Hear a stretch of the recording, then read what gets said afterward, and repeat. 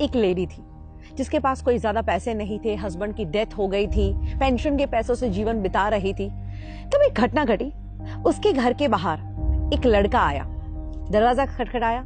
वो देखती है, वो 14-15 साल का एक लड़का जो सेल्समैन था और अपनी प्रोडक्ट्स बेचने के लिए आया था। ये लेडी के पास उतने पैसे नहीं थे, तो उसने कह दिया कि देख बेटा, मेरे पास इतने पैसे नहीं है, मैं तुझे गलत उम्मीद नहीं दूंगी, मैं तेरी चीज वस्तुएं खरीद नहीं पाऊंगी, पर 2 मिनट तू मेरे घर में आ। वो घर में बिठाती है और किचन में जाती है और दूध का एक गिलास लेके आती है और कहती है कि बेटा, मुझे लगता है कि तू बहुत भूखा है, बहुत प्यासा है, मैं तेरी और कोई मदद नहीं कर सकती, बट एक ये दूध का गिलास तुझे दे सकती हूँ जिससे तेरी भूख और प्यास दोनों मिट जाएगी। बच्चा दूध का गिलास पीता है, थैंक यू कह के चला जाता है। इस घटना को और 15 साल बीतते हैं। अब तो ये लेडी बहुत बुजुर्ग हो चुकी है और एक दिन उनको हार्ट अटैक आता है। आस पड़ोस वाले उनको हॉस्पिटल में भर्ती करते हैं और जब उनके ऊपर सर्जरी होती है, बाद में वो ठीक होकर अपनी आंखें खोलती है, तब उनको पता चलता है कि उनके ऊपर तो ऑलरेडी एक बहुत बड़ी सर्जरी हो चुकी है और जिसका लाखों का बिल बन चुका है। इस लेडी के पैरों तले से जमीन निकल जाती है और रोने लगती है कि हे भगवान, मुझे क्यों बचाया, अब मैं ये बिल कहां से पे करूंगी, मैं ये पैसा कैसे दूंगी। और 2-3 दिन वहां पे वो इतनी उदासी के साथ बिताती है, वो सोचती है मैं किसकी मदद मांगू। आखिर में उसका डिस्चार्ज का डे आता है। अभी भी उसको कुछ नहीं सूझ रहा, बिकॉज उसके कुछ ज्यादा रिलेटिव्स नहीं थे, ऐसे कोई लोग नहीं थे जो उसकी मदद कर पाए। वो भारी भारी कदमों से चलते हुए रिसेप्शन के काउंटर पे पहुंचती है, सोचती है मैं उनसे क्या बात करूंगी। वो कहती है मेरा बिल दिखाइए।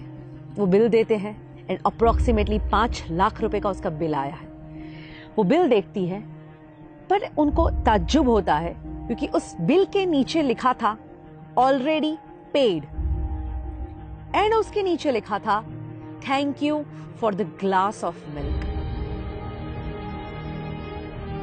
यानी वो लड़का जिसको उन्होंने एक दूध का ग्लास दिया, दोस्तों आज वो बड़ा होके एक डॉक्टर बन चुका है और उसी की हॉस्पिटल में ये लेडी आती है और वो देखता है कि ओ माय गॉड, ये तो वही लेडी जब मैं कुछ नहीं था और उन्होंने मुझे दूध का ग्लास दिया था। आज ये ऋण चुकाने का मौका मिला है, क्यों ना मैं अपना ऋण चुकाऊं, क्यों ना इनका बिल मैं ही भर दूं। इसीलिए तो कहते हैं कि जब आप अच्छे काम करते हैं, दुनिया गोल है, जो अच्छे काम भेजे हैं सब लौट के वापस आते ही हैं। बट अच्छी बात क्या है कि कुदरत इतनी मेहरबान है हम पे कि जब हम कुछ छोड़ते हैं उससे कई गुना बढ़ के ये लाइफ में वापस आती है। हम हमेशा पूरी जिंदगी लगे रहते हैं दुनिया को इम्प्रेस करने में, बट अगर सही में इम्प्रेस करना है ना तो उस ऊपर वाले को कीजिए। आपका इंटेंशन कितना भी सही क्यों ना हो, ये दुनिया सिर्फ आपका प्रेजेंटेशन देखती है एंड आपका ये प्रेजेंटेशन कितना भी अच्छा क्यों ना हो, ये ऊपर वाला तो सिर्फ आपका इंटेंशन ही देखता है। तो ये सद्भावना की शुरुआत आज से ही की जाए। मैं तो कहती हूँ दुनिया में खुशियां फैलाई जाए, क्योंकि अगर आप औरों के जीवन में खुशियां फैलाना भी शुरू करोगे तो वही खुशियां मल्टीप्लाई होकर आपके जीवन में वापस आएगी। भगवत गीता में बहुत ही सुंदर कहा गया है कि इस दुनिया में कोई भी इंसान अगर दुखी है तो तुम लंबे समय तक खुश नहीं रह सकते। अगर औरों को खुशियां बांटोगे तो तुम्हारे जीवन में खुशियां अपने आप आएगी। और मैं तो कहती हूँ आज के इस दुनिया में किसी के चेहरे पे स्माइल ले आना वो भी एक बहुत बड़ा आध्यात्मिक काम है।